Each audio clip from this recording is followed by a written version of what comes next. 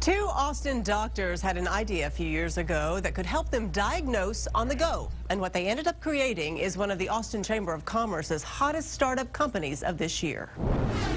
Tim was on call. He didn't know he was on call. When family practitioner Dr. Tracy Haas and orthopedic surgeon Dr. Tim Garamy got married a few years ago, they knew their schedules would prove to be challenging to their marriage.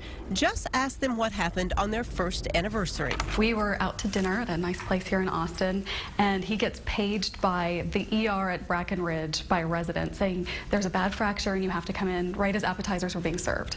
Tim went to the emergency room and missed dinner altogether, thinking the whole time he really didn't need to physically be at the ER after all. 4 hours later, he came home and he said, you know, I really didn't have to go in. If I had been able to get an x-ray on my iPhone, I would have been able to finish dinner with you. That night, the idea for DocBookMD was born, a smartphone platform for physicians, allowing them to communicate with one another, get advice, send images and other medical records, all within the boundaries of medical privacy. This is the messaging system as doctors are sending it back and forth, and you can see here an EKG that was sent. To live up to federal medical privacy rules, DocBookMD only allows physicians to take part, and they're required to be a part of their county or state medical society. All of the activity is run through a secure server with encryption on multiple levels, and the data is stored on the server, not on doctors' mobile devices.